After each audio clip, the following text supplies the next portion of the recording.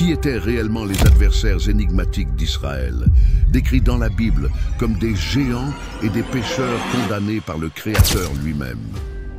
Aux alentours de 2500 avant J.C., alors que les premières pyramides égyptiennes commençaient tout juste à voir le jour, les Amorites se manifestaient dans les zones désertiques occidentales de la Mésopotamie, dans ce qu'on appelle aujourd'hui la Syrie.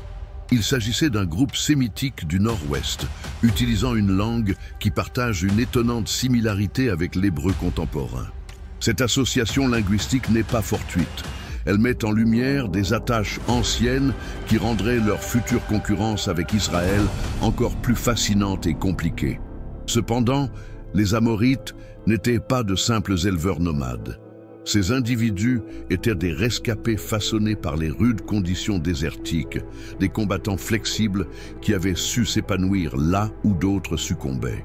Ils ont été contraints de migrer en raison des sécheresses persistantes et des changements climatiques, devenant ainsi une puissance culturelle et militaire irrésistible. À l'image de loups du désert, ils guettaient depuis les confins les florissantes cités sumériennes d'Ur, d'Uruk et de Babylone, en attendant le moment opportun pour revendiquer leur position sur l'immense scène de la civilisation. Bien que leur origine demeure un mystère, les indices archéologiques indiquent qu'ils étaient issus d'une civilisation semi-nomade avancée. Ils n'étaient pas des destructeurs sauvages, c'étaient des opportunistes astucieux qui connaissaient le moment idéal pour attaquer et celui pour négocier. Ceux-ci, grâce à leur faculté d'adaptation et de survie, deviendraient des adversaires particulièrement redoutables pour Israël dans sa quête vers la terre promise des siècles plus tard. Les tablettes cunéiformes témoignent que dès leur début, les Amorites suscitaient un mélange d'admiration et d'inquiétude parmi les civilisations déjà établies. Les scribes sumériens les désignaient comme le peuple de la montagne, ou ceux qui ne connaissent pas le grain, les présentant comme des étrangers redoutables mais puissants. Ces chroniqueurs, à leur insu, consignaient l'émergence d'un peuple qui serait un élément crucial du tableau biblique, les futurs antagonistes de la nation choisis par Dieu. Vers l'an 2000 avant J.C., l'histoire subit une tournure dramatique lorsque les Amorites passent du statut de simples spectateurs à celui d'acteurs principaux. Tels des flots indomptables, ils ont entrepris de pénétrer les fertiles terres mésopotamiennes, non en conquérants violents, mais en agents astucieux et rusés. Sa tactique était astucieuse. Plutôt que d'anéantir les civilisations en place, ils les ont assimilées, modifiées et finalement subordonnées de l'intérieur. Visualisez les grandes cités de Babylone et de Mari accueillant ces étrangers de l'Ouest avec un cocktail d'intrigue et d'appréhension. Les Amorites ne se sont pas imposés par la force militaire. Ils ont plutôt apporté leur famille, leur savoir-faire commercial et une habileté politique qui les a rapidement propulsés vers les trônes les plus influents de la région. Sous la direction de leaders charismatiques et visionnaires, ils ont instauré des dynasties qui transformeront irrévocablement l'aspect du monde antique. Le sommet de son ascension a été atteint avec l'établissement de la première dynastie babylonienne, entièrement composée d'Amorites. Hammurabi, issu des nomades du désert, émerge ici comme l'un des personnages les plus captivants de l'histoire ancienne, devenant le législateur le plus renommé de l'Antiquité. Durant sa domination, 1792-1750 avant J.C., non seulement les Amorites ont exercé une domination militaire sur la région, mais ils ont aussi laissé un héritage culturel qui se perpétuerait pendant des milliers d'années. Hammurabi ne se contentait pas d'être un conquérant. Il était également un maître de l'organisation qui savait que le véritable pouvoir ne résidait pas uniquement dans la force militaire, mais aussi dans les lois. Son célèbre code, inscrit sur une stèle de diorite noire, a défini des principes de justice que nous reconnaissons toujours aujourd'hui. Œil pour œil, dent pour dent. Considérez le paradoxe historique. Les Amorites, que la Bible réprobation pour leur iniquité, sont ceux qui ont instauré certains des premiers systèmes de justice de l'humanité. L'empire amorite s'étendait depuis les montagnes anatoliennes jusqu'aux rivages du golfe Persique, en passant par les déserts syriens et atteignant les plaines mésopotamiennes. Sous son règne, Babylone s'est imposée comme une lumière de la civilisation, illuminant le monde par sa puissance, sa culture et son commerce. Toutefois, cette période d'or a aussi semé les germes de conflits à venir. Leur progression vers l'ouest les conduirait inévitablement à Canaan, un lieu où des siècles plus tard, ils se trouveraient confrontés à un autre peuple sémitique qui prétendait aussi bénéficier de la faveur divine, les Israélites. L'histoire s'avère d'autant plus captivante lorsque nous traçons la migration des Amorites vers l'ouest, à l'image de rivières se divisant depuis leur point de départ en Mésopotamie. Aux alentours de 1900 avait la JC. Durant la période du Bronze moyen, des communautés amoréennes ont commencé à établir leur présence en Canaan, cette région fertile qui serait amenée à devenir le centre névralgique de leur conflit ultérieur avec Israël. Ce ne fut pas une incursion abrupte, mais plutôt une assimilation graduelle et déterminante qui transformerait indélébilement le panorama culturel et religieux de la zone. Visualisez les collines verdoyantes de Judée et les plains riches en terre du Sharon qui ouvrent leurs bras à ces nouveaux résidents. Les Amorites n'ont pas fait leur arrivée en tant que conquérants destructeurs, mais plutôt comme des colonisateurs astucieux capables d'identifier une opportunité avantageuse. Ils se sont intégrés aux Cananéens autochtones, embrassant et modifiant les coutumes locales tout en préservant leur identité unique. Cette démarche d'acculturation a engendré une société hybride captivante qui fusionnait l'ingéniosité commerciale des Amorites avec les savoirs agricoles des Cananéens. Sous son influence, les cités fortifiées ont commencé à se développer.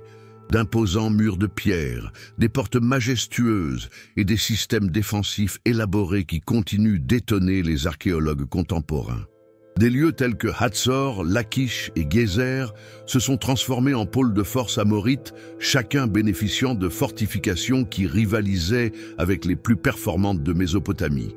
Cependant, ces cités n'étaient pas uniquement des bastions militaires, elles constituaient également des pôles de commerce, de culture et de façon importante, de religion. C'est à ce stade que l'histoire prend un tournant plus complexe et moralement flou. Les Amorites ont amené avec eux leur propre dieu, y compris Amuru, le dieu de l'orage, qui s'est combiné avec les divinités cananéennes locales telles que Baal. Ces rituels religieux comprenaient des rites qui, selon les critères bibliques futurs, seraient jugés abominables. Il est possible que des autels de sacrifice, y compris ceux destinés à des sacrifices humains, aient commencé à surgir sur les flancs des collines cananéennes. C'est à cette période que les Amorites ont fermement consolidé leur place en tant que l'une des 7 nations de Canaan citées dans la Bible. Ils n'étaient plus des étrangers. Ils étaient désormais les résidents légitimes d'une terre qui, d'après la promesse divine, était destinée à un autre peuple sémitique. Ils ont, à leur insu, mis en place les bases pour l'une des disputes les mieux chroniquées de l'histoire ancienne. Un affrontement qui ne se limiterait pas à une simple question territoriale, mais qui deviendrait un conflit entre différentes visions divines du cosmos. Nous faisons un voyage dans le passé jusqu'aux tanneries de cuir de chèvre d'Abraham, le patriarche nomade dont l'histoire marque l'ouverture du récit biblique. C'est dans le cadre désertique de Canaan sous un ciel étoilé que les Amorites sont mentionnés pour la première fois dans la Bible. Ils ne sont pas décrits comme des adversaires redoutables, mais plutôt comme des voisins mystérieux avec qui une coexistence, bien que fragile, était envisageable. Cette première rencontre établit un réseau complexe de relations qui fluctuerait entre collaboration temporaire et compétition inévitable. Genèse 14 renferme l'un des aspects les plus captivants de cette relation naissante. Quand Lot, qui est le neveu d'Abraham, est pris captif par une alliance de rois conquérants, Abraham n'attend pas pour trouver des soutiens afin de le sauver. Et qui sont ses partenaires? Mamré, Escol et Aner sont les 3 frères issus du peuple des Amorites. Visualise la situation. Abraham, l'homme de conviction marchant côte à côte avec des combattants amorites sous une même bannière, rassemblés par un objectif partagé. C'était une coalition inhabituelle mais productive qui mènerait à un triomphe décisif. Toutefois, ce moment de collaboration n'est qu'un bref instant lumineux dans ce qui se transformera bientôt en une narration bien plus sombre. Dans Genèse 15:16, Dieu établit le cadre de la relation à venir en promettant à Abraham le pays de Canaan, tout en imposant une condition temporelle troublante, car l'injustice des Amorites n'est pas encore arrivée à son apogée. Cette proclamation céleste est terrifiante par sa sous-entendue. Elle laisse entendre qu'il y a une horloge universelle qui décompte vers un jugement inéluctable. La prophétie dépeint les Amorites non seulement en tant que résidents de la terre promise, mais également comme emblème d'une dépravation éthique qui exigerait in fine une intervention divine. Abraham et sa descendance devaient patienter 4 générations, non pas à cause d'un caprice divin, mais parce que l'iniquité des Amorites nécessitait un délai pour se dévoiler complètement. On pourrait comparer cela à un juge suprême, agissant comme un dieu, qui attend que le délit atteigne son paroxysme avant de rendre son verdict. Cette tension narrative offre une perspective historique fascinante. Les Amorites se présentent comme une nation complexe, à même d'honorer et de s'allier, comme l'illustre leur appui à Abraham, mais également porteurs d'un germe de corruption qui les scellerait finalement. La Bible les dépeint comme une nation florissante et influente, ayant érigé d'imposantes cités et développé des civilisations avancées.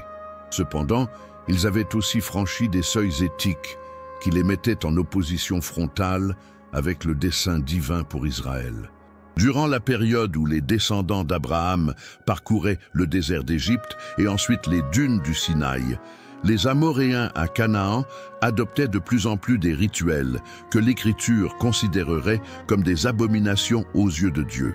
Pour saisir pleinement pourquoi ces groupes sont devenus les adversaires majeurs d'Israël, il nous faut nous immerger dans l'univers obscur de leurs rites religieux et de leurs traditions sociales. Un univers qui s'opposait vivement à la loi morale que Moïse recevra sur le mont Sinaï. Visualise les sites emblématiques des collines de Canaan à l'aube. La fumée s'échappe des autels en pierre où se pratiquaient des rites qui glaçaient le sang.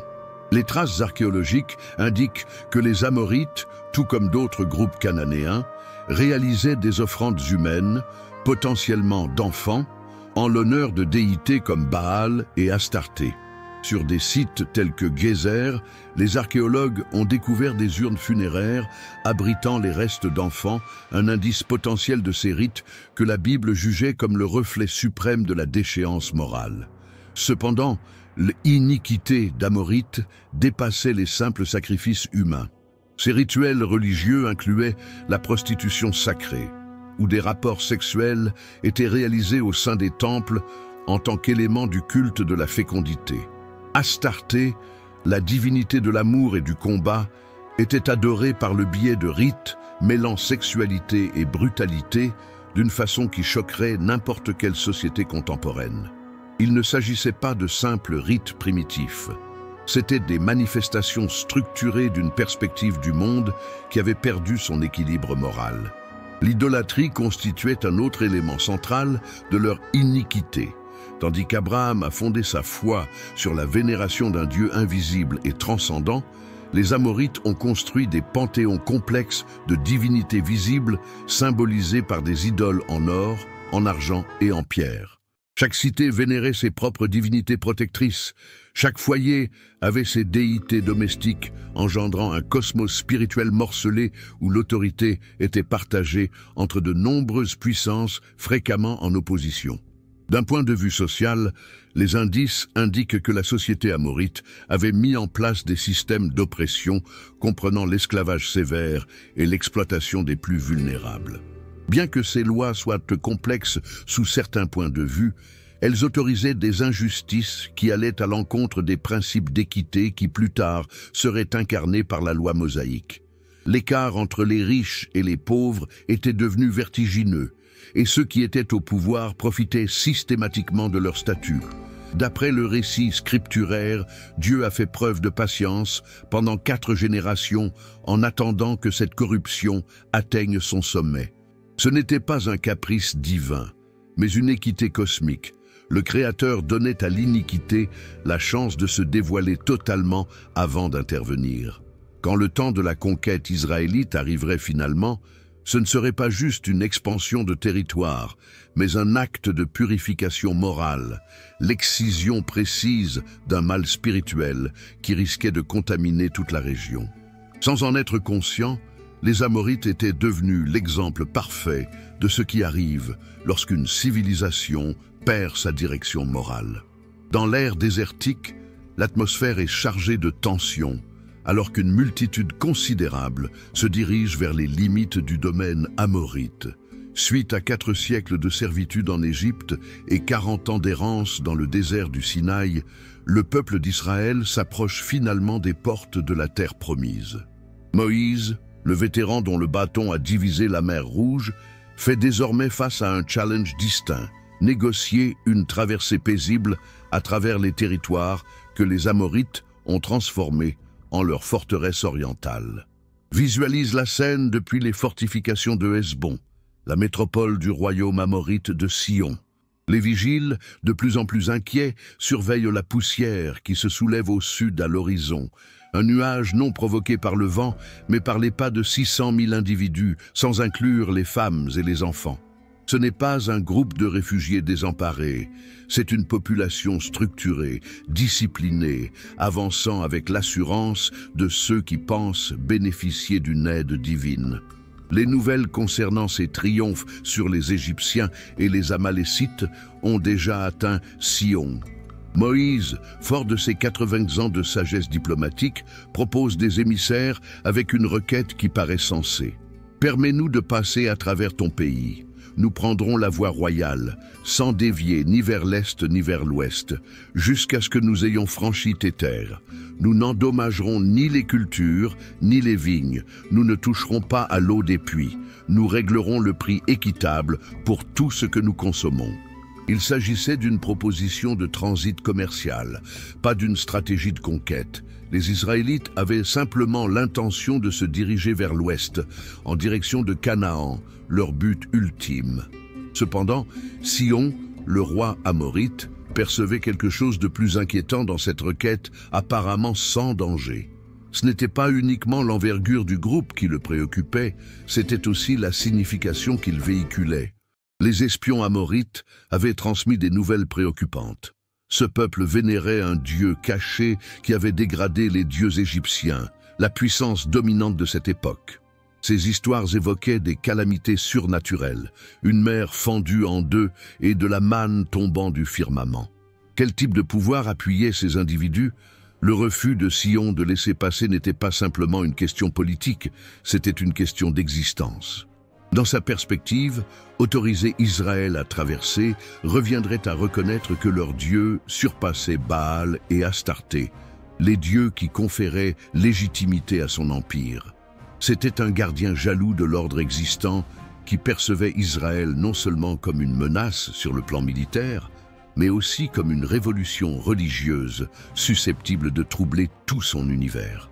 En réunissant son armée et en se dirigeant vers Jahaz pour combattre les Israélites, Sion ne scellait pas seulement son propre sort, mais également celui de l'ensemble de son peuple. La confrontation entre deux perspectives cosmiques était sur le point de se régler par la force, avec des épées et des lances, où seul un des deux groupes sémites frères survivrait pour relater l'événement. Le soleil saharien se lève, tel un globe enflammé, sur les étendues de Jahaz, éclairant l'une des batailles les plus déterminantes de l'histoire ancienne. Sur un flanc du champ de bataille, les troupes israéliennes progressent en une maquette de guerre minutieusement rodée. Sur l'autre flanc, les forces amorites de Sion se mettent en position dans des formations éprouvées à travers des dizaines d'affrontements régionaux. Il ne s'agit pas d'un simple affrontement entre forces opposées, mais de la collision de deux destins, deux perspectives pour l'avenir, deux divinités qui, selon leurs adorateurs respectifs, ne sauraient vivre en harmonie. Sion ne se distinguait pas des autres rois. C'était un conquérant aguerri qui avait conquis ce territoire aux Moabites grâce à des campagnes triomphantes qui avaient élargi son royaume du fleuve Arnon jusqu'au Jabbok.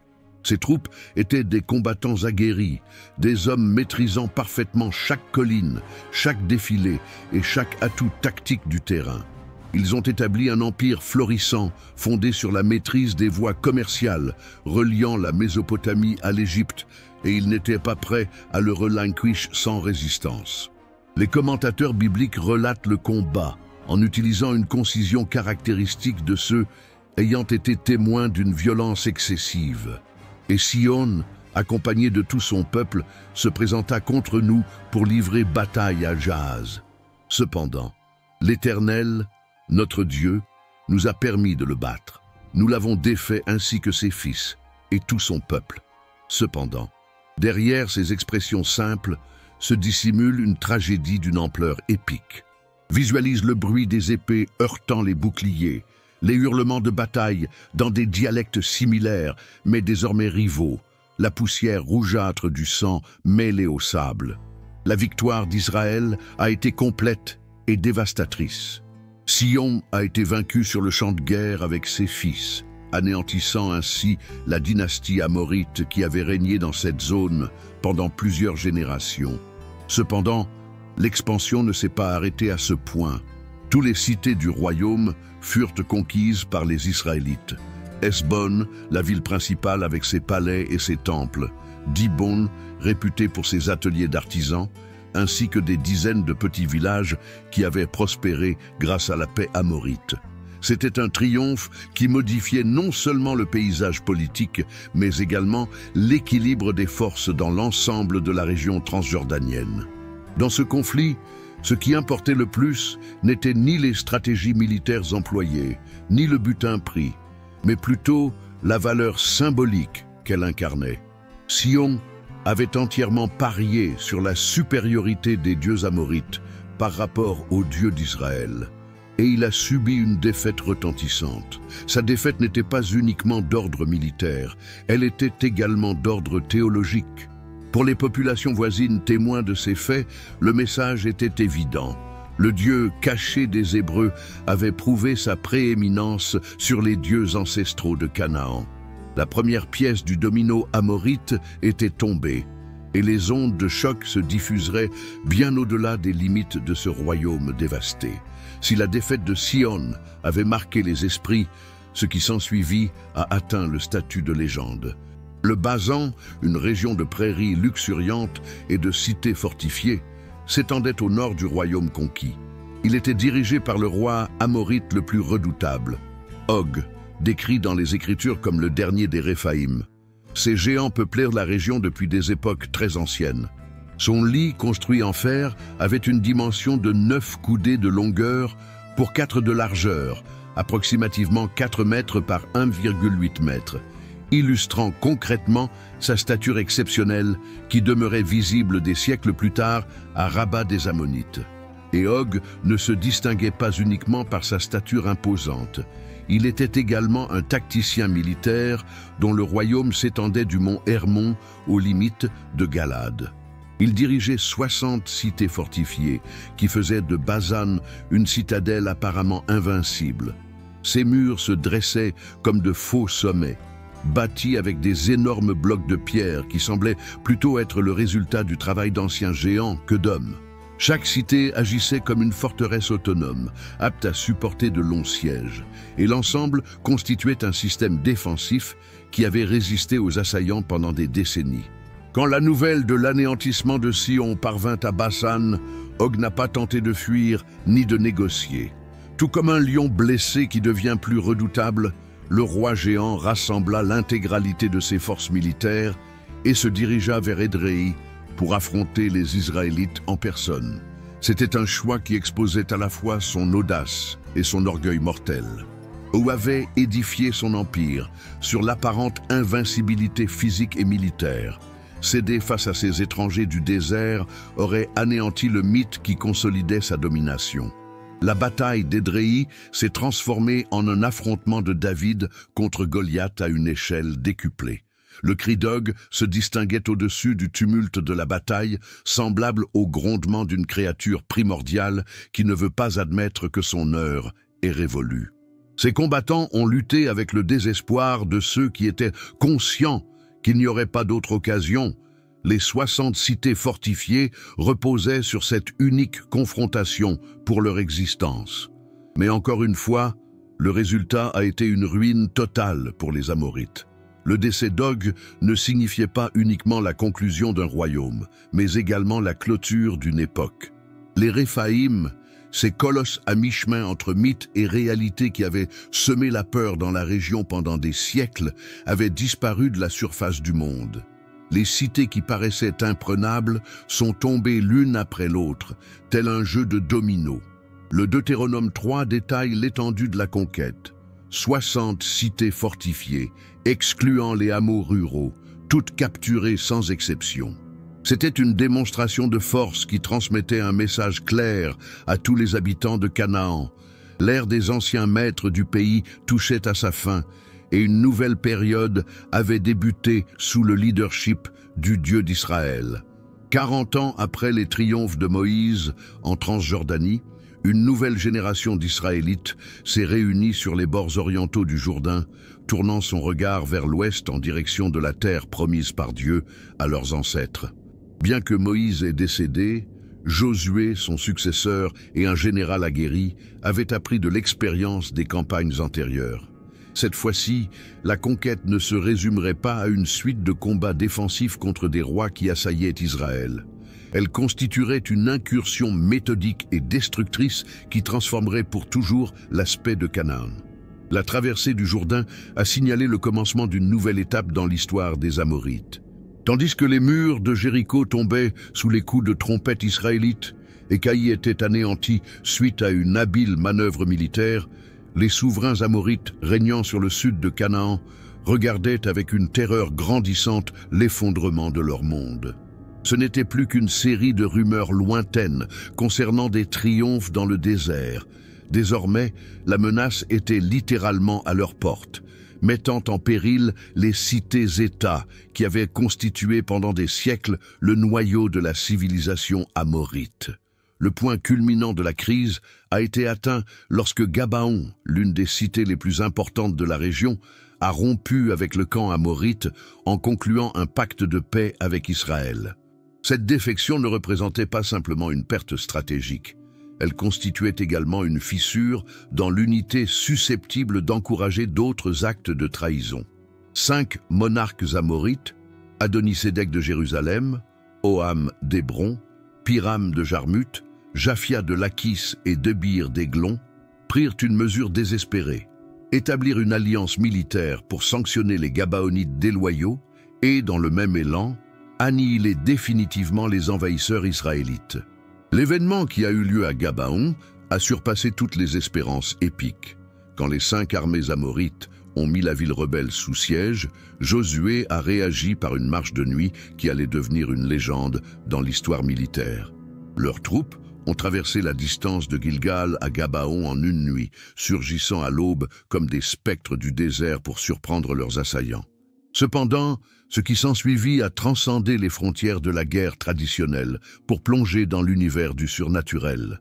Le livre de Josué décrit que durant le combat, même l'univers semblait soutenir la cause des Israélites.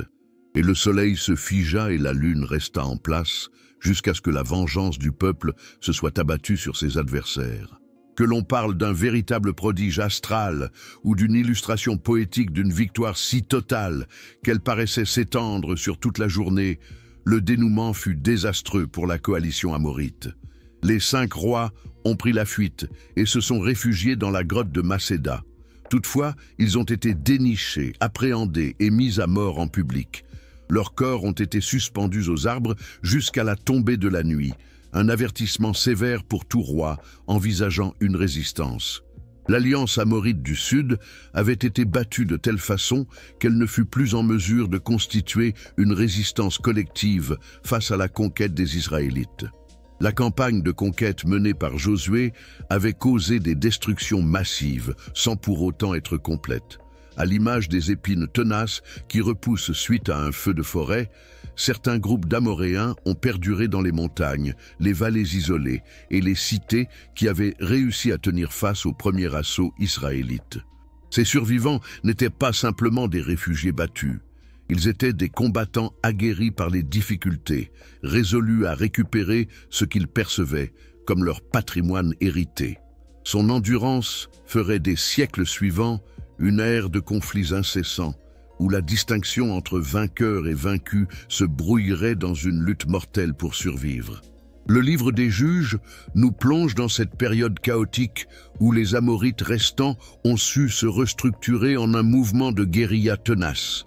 Ils étaient incapables de combattre Israël par des affrontements directs.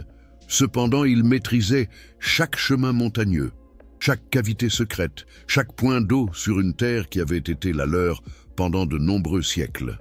Ils menaient des offensives inattendues contre les colonies israélites depuis leurs repères situés dans les régions montagneuses, en capturant du bétail, incendiant les moissons et s'évanouissant dans l'obscurité comme des spectres vengeurs. Cependant, le réel danger ne se situait pas uniquement dans leurs offensives militaires, mais dans quelque chose de bien plus insidieux et périlleux, leur talent pour la séduction culturelle. Les Amorites demeurés sur la terre ont non seulement préservé leurs coutumes religieuses, mais ils les ont également présentées comme une option séduisante face à la rigueur de la loi de Moïse. Ces fêtes de fertilité, enrichies par des rites sensuels et des promesses de prospérité agricole, avaient un pouvoir d'attraction indéniable pour les jeunes Israélites. Ceux-ci avaient grandi en entendant des récits miraculeux du désert, mais se retrouvaient désormais face aux réalités concrètes de l'agriculture et de l'existence sédentaire. Les unions mixtes se sont transformées en l'instrument le plus performant des Amorites restants. Quand un jeune homme israélite se mariait avec une femme amorite, il n'assumait pas seulement le rôle d'époux. Il s'engageait également dans un vaste réseau de liens familiaux, d'obligations sociales et inévitablement de rituels religieux. Les enfants issus de ces unions grandissaient dans un environnement bilingue et biculturel, capable de vénérer Yahvé dans le tabernacle tout autant que Baal sur les hauts lieux. Cette assimilation graduelle a eu un impact plus destructeur sur l'identité israélite que n'importe quelle armée amorite. Il y a une ironie historique évidente. Les Amorites, qui n'avaient pas réussi à conquérir Israël par la force, menaçaient maintenant de l'envahir par le biais de la séduction culturelle. Des générations successives d'Israélites ont vu le jour avec une identité mixte, préservant le nom d'Abraham tout en s'adonnant au rite d'Astarté. C'était une victoire posthume pour un peuple qui avait compris que parfois, la survie nécessite de se métamorphoser en quelque chose d'assez différent, même si cela impliquait de devenir invisible au sein de la culture qui l'avait dominé. Passons des pages jaunies de textes historiques aux sites archéologiques contemporains, où des chercheurs, munis de pinceaux délicats et d'instruments précis, ont entrepris de révéler les mystères matériels de la civilisation amorite. Dans des sites tels que Hatzor, Lachish et Gézer, chaque strate de sol excavé dévoile de nouveaux volets d'une histoire qui est demeurée tapie sous terre pendant des milliers d'années. Ce qu'ils trouvent ne se contente pas de corroborer plusieurs éléments du récit biblique, mais apporte aussi des facettes entièrement inédites à notre appréhension de qui étaient véritablement ses adversaires d'Israël. À Tel Hazor, le plus vaste site archéologique d'Israël, les recherches ont mis au jour une imposante cité amorite datant de l'âge du bronze moyen. Les murailles de défense, qui atteignent toujours aujourd'hui des sommets impressionnants, ont été érigées grâce à une méthode d'ingénierie qui rivalisait avec les plus performantes fortifications de Mésopotamie. Cependant, ce qui est le plus captivant, c'est la fusion architecturale exceptionnelle que l'on observe dans les palais et les temples. Des composants mésopotamiens introduits par les Amorites se combinent avec les méthodes de construction cananéennes locales, engendrant un style singulier qui hurlait pouvoir à travers chaque pierre sculptée. Des preuves déconcertantes corroborant les allégations bibliques au sujet des rites religieux des Amorites ont été découvertes par les archéologues. Par exemple, à Gézer, Des autels ont été découverts qui indiquent avoir servi à des sacrifices dépassant les animaux traditionnellement offerts. Des pots funéraires renfermant des dépouilles d'enfants ensevelis dans les bases de grands édifices indiquent que les offrandes d'enfants n'étaient pas uniquement un outil de propagande biblique, mais une sinistre vérité intégrée à leurs rites de construction les plus sacrés. La céramique amorite dévoile une histoire captivante en soi. Les morceaux découverts sur divers lieux témoignent d'une progression stylistique qui illustre leur parcours de la Mésopotamie vers Canaan. Les premiers objets préservent les dessins géométriques caractéristiques de l'Est, mais intègrent graduellement des motifs locaux cananéens, produisant ainsi une preuve matérielle de leur processus d'acculturation. Plus fascinant encore, un grand nombre de ces poteries affichent des inscriptions dans une écriture qui fusionne des aspects cunéiformes et proto-alphabétiques, attestant que les Amorites étaient des précurseurs en matière de langage qui ont participé à l'évolution des systèmes d'écriture ayant abouti à la création de l'alphabet hébreu. L'éventuelle découverte la plus éclairante a été la démonstration de ravages à grande échelle sur de nombreux sites amorites qui datent précisément de l'époque de la conquête israélite mentionnée dans les Écritures. Des strates de cendres, des équipements laissés à l'abandon et des ossements disposés de manière à indiquer une fin brutale évoquent l'image de cités florissantes qui ont été abruptement anéanties et désertées.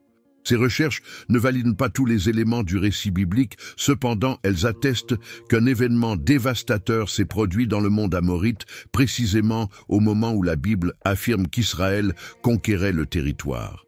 L'archéologie offre le cadre matériel pour l'un des récits les plus poignants de l'Antiquité. Aux alentours de 1600 avant notre ère, bien antérieurement à l'apparition d'Israël comme puissance en Canaan, le vaste empire amorite avait déjà entamé son déclin progressif, mais implacable. À l'instar d'un superbe château de sable qui se décompose lentement sous les assauts constants des vagues, les nombreuses facettes de la civilisation amorite ont dû faire face à des contraintes qui allaient finalement fragmenter leur autorité et disséminer leur influence à travers le Moyen-Orient. C'était le commencement de la fin d'une époque qui avait observé la transformation des nomades du désert en maîtres de Babylone et en rédacteurs de codes juridiques qui marqueraient la jurisprudence pendant des milliers d'années. Les invasions hittites, en provenance du nord, ont frappé avec force le centre du pouvoir amorite en Mésopotamie, comme un coup de marteau. Les Hittites, un groupe indo-européen bénéficiant d'une technologie militaire avancée, en particulier dans l'usage des chars à chevaux, ont anéanti les fortifications amorites, tel un ouragan ravage une plantation de canne à sucre. En 1595 avant J-Possé, Babylone, le précieux trésor des Amorites, fut conquise par le roi hittite Mursili-Ier, marquant ainsi la fin abrupte de la première dynastie babylonienne qui avait gouverné pendant plus de 3 siècles. Parallèlement, les Kassites, un groupe de montagnes ayant agi en tant que mercenaires dans les forces amorites, se sont manifestés pour revendiquer le pouvoir pour leur propre compte. C'était une ironie cruelle. Les Amorites, qui avaient jadis été des conquérants étrangers de l'intérieur, se retrouvaient désormais victimes d'une stratégie identique mise en œuvre par d'autres étrangers. Les Kassites n'ont pas anéanti la civilisation babylonienne. Ils l'ont plutôt adoptée, devenant les nouveaux dirigeants d'une culture minutieusement élaborée par les Amorites. Dans le pays de Canaan, la décadence fut plus progressive, mais tout aussi irrévocable. Sans l'appui de l'Empire mésopotamien, les cités-États amorites ont vu leur supériorité technologique et militaire diminuer. Ils se sont retrouvés plus exposés aux tensions venant des populations voisines telles que les Égyptiens du Sud, les Assyriens de l'Est et finalement les insaisissables peuples de la mer qui ont provoqué le désordre à travers toute la région méditerranéenne orientale. Chaque crise a lentement érodé la cohésion amorite, métamorphosant ce qui était autrefois un ensemble de cités alliées en une agrégation d'entités isolées cherchant à préserver leur existence individuelle. Cependant, il est possible que le facteur le plus destructeur de sa chute ait été la même qualité qui avait initialement assuré sa force, sa capacité à s'adapter et à s'intégrer. Les Amorites ont si parfaitement intégré d'autres cultures qu'ils ont finalement perdu leur identité unique. Ils se sont si profondément intégrés aux Cananéens, Araméens et autres peuples sémites qu'à l'époque de la conquête israélite, le terme « amoréen » était davantage une référence géographique qu'une identité ethnique distincte. Ils avaient conquis l'univers, mais avaient perdu leur essence propre. Une leçon qui résonnerait à travers les âges sur les périls d'une assimilation culturelle totale. Les Amorites font l'objet de discussions académiques approfondies dans les bibliothèques poussiéreuses des universités contemporaines et dans les laboratoires de datation radiocarbone des instituts archéologiques. Étaient-ils réellement les géants maléfiques mentionnés dans la Bible ? Ou était-il juste une autre civilisation ancienne du côté obscur de l'histoire? Il ne s'agit pas simplement d'une question théorique, c'est une question cruciale qui touche à la façon dont nous percevons les conflits culturels, passés et actuels, et comment les histoires racontées par les vainqueurs influencent notre perception de l'histoire depuis des milliers d'années. Les historiens contemporains ont commencé à présenter un tableau bien plus subtil de la civilisation amorite.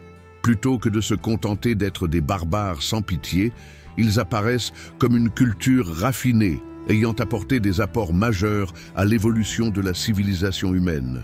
Le Code d'Hammurabi, qui compte 282 lois précises touchant à tous les aspects de la vie, du commerce aux droits des femmes, dénote une société attachée à la justice et à l'ordre social.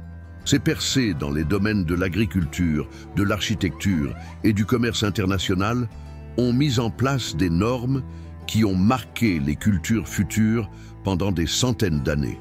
Toutefois, l'archéologie a aussi mis en évidence des éléments plus obscurs de la culture amorite qui corroborent en partie les reproches bibliques. Des preuves indiscutables de sacrifices rituels d'enfants ont été apportées par des trouvailles sur des sites tels que Carthage, une cité cananéenne phénicienne partageant des racines culturelles similaires. Les Tophet, également appelés cimetières d'enfants sacrifiés, renferment des milliers d'urnes contenant les restes brûlés d'enfants. Ces urnes sont ornées d'inscriptions qui désignent clairement ces enfants comme des offrandes destinées aux divinités.